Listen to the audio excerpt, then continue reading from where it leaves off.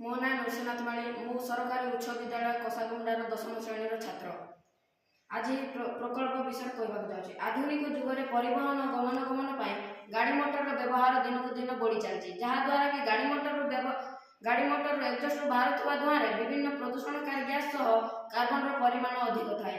ଏହା ବ୍ୟତୀତ ଆମର ଆବଶ୍ୟକତା ପୂରଣ କରିବା ପାଇଁ ଯେଉଁ କଳକାରଖାନା, ପାୱାର ପ୍ଲାଣ୍ଟ ଇତ୍ୟାଦି ସ୍ଥାପନ ହୋଇଛି, ସେଠାରୁ ମଧ୍ୟ ବିଭିନ୍ନ ପ୍ରଦୂଷଣକାରୀ ଗ୍ୟାସ୍ ସହ କାର୍ବନ ବାହାରିଥାଏ।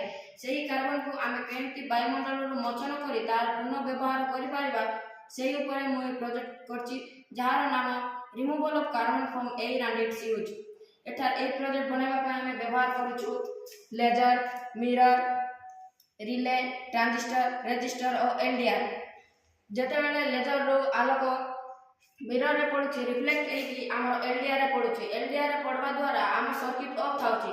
ଯେତେବେଳେ କୌଣସି ଗାଡ଼ି କ୍ରସ୍ କରୁଛି ସେତେବେଳେ ଏଲଡିଆର ଲାଇଟ୍ ନ ହେଉଥିବା ଦ୍ୱାରା ଆମର ସର୍କିଟ୍ ଅନ୍ ହୋଇଯାଉଛି। ସର୍କିଟ୍ ଅନ୍ ହେବା ଦ୍ୱାରା ଗାଡ଼ିରୁ ବାହାରୁଥିବା ଧୂଆଁ ସବୁ ଫାର୍ଷ୍ଟ ଚାମ୍ବରରେ ପଳାଉଛି। ଫାର୍ଷ୍ଟ ଚାମ୍ବରରେ ଗଲା ପରେ ସେକେଣ୍ଡ ଚାମ୍ବରରେ ଯେଉଁ ଫ୍ୟାନ୍ ଲାଗିଛି ତା ବୁଲିକି ଆମର କନେକ୍ଟ ହେଇଥିବା ଦୁଇଟି ଫିଲ୍ଟର ମଧ୍ୟକୁ ପଳାଉଛି। ଫିଲ୍ଟରରେ ଗଲା ପରେ ସବୁ କାର୍ବନ ରହିଯାଉଛି ଓ ଶୁଦ୍ଧ ଏୟାର ସବୁ ବାହାରକୁ ବାହାରି ପଳାଉଛି।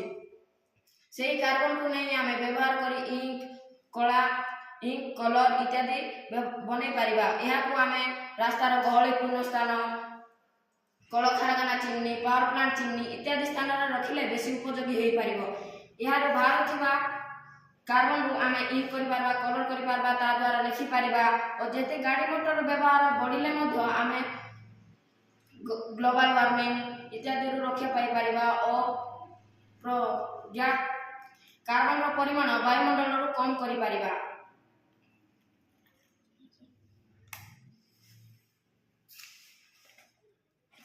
এই କାର୍ବନକୁ ନେଇ ଆମେ ଇଙ୍କ କରିପାରିବା।